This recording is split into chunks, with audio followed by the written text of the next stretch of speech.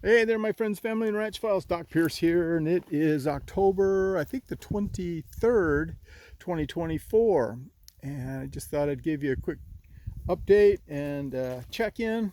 Still live and kicking in beautiful Dodge, Oklahoma. This is my wonderful Kubota tractor, and I am really happy with it. This tractor is 44 years old, and it starts up just one turnover, and it starts. So it's been really reliable. Um, I really dodged a bullet yesterday. I was brush hogging the hayfield, which is down below over there. You've probably seen that. I got about halfway through and I noticed that the engine was really starting to overheat. So pulled up here, turned it off, and the radiator just boiled over, and I'm thinking, oh no, boy, I hope I didn't cook the engine. But I let it cool down, came out, put some water in it this morning. It started right up. Old faithful, old neighbor Betsy.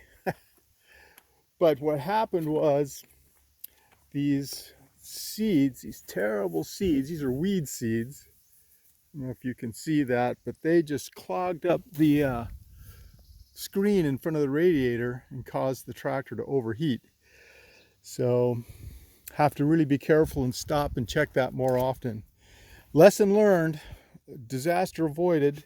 You can see down there, that's all the stuff that I pulled off the front of the radiator. So that's good.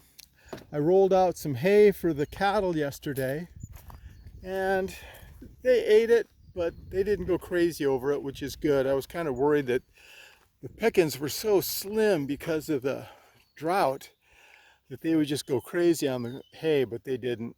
They're out grazing as much as they are eating the hay. Matter of fact, there's Blueberry over there. She's not eating it, she's laying on it. What are you doing, Blueberry? Get off your food. Yeah, you. So here's the Jersey girls. Oops, Jersey girls, except for Oni the bull. Where did Oni go? He slides under the hot wire in this area and goes out front where there's more grass, and he eats out there, which kind of worries me a little bit because the front gate is open, but so far he's decided not to go too far from the girls. Blueberry, you kook, get off your dinner. So you can see they're eating the grass, but they're not crazy about it. All morning they were down in the pasture below. They just came up a few minutes ago because they heard me. Hello, Faith. How you doing? And there's Peach. Unfortunately, Peach went into heat yesterday, so that means she's not pregnant. I haven't seen any of the other girls showing any signs, so there's still hope for 3 of them. We'll see. I tried to get the AI tech out here yesterday, but his schedule didn't line up, so we're going to try again in about 3 weeks. I've got one semen straw left, and we're going to try it on Peach, hopefully in 3 weeks when she goes into estrus again. All the beef cattle are down there. See, they're not terribly interested in the hay. Well, I take that back. There's some hay dropped over there they might be interested in. Well, that's about it. It's a warm day. It's probably close to 80 degrees. Sky is clear as a bell, which is nice. What is nice is that the forecast for the next 10 days shows a couple days of possible rain, which is the first time in probably 2 months.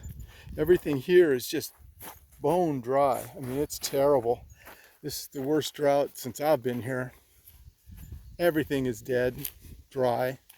So no stockpile to speak of going into winter. So it's going to be an expensive winter rolling out hay. That's why I'm brush hogging the hayfield, is I want it low and easy to roll out the hay and not waste it. I'll show you a picture of it. This is probably the roughest pasture area. I mean, it's what they call it, silvopasture. It's half forest, half pasture. Lots of honey locust trees in here. I cut them down with a brush hog.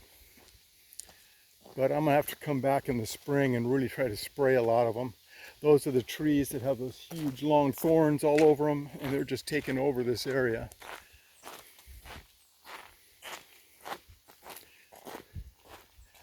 So you can see how much I got done of the hay field before tractor overheated, and it took a long time to get that much done. I mean, we're talking hours, 3 or 4 hours maybe, I don't know. Time goes really slow when you're riding on a tractor. And you saw my tractor doesn't have an enclosed cab, air conditioning, and a air ride seat. It's like you're getting beat up for hours. But the hayfield, the part that's done, just looks beautiful. You can see the whole center section, but I got all the swamp area done in the very back. All the trees that were coming up, got them knocked out. All the brambles and thistles and all the broom's hedge weeds. It's just more weeds than grass out there, it seems like sometimes. So got it knocked down. All those weeds, the one good thing about the weeds are they'll decompose into the soil and actually fertilize the soil. They bring up nutrients from deep, minerals, and make the ground more fertile. So that's one good thing, is when they decompose, they do make the soil better. Well, I think that's about it, folks. B, say goodnight. Good night, B. Much love and many blessings. Doc out.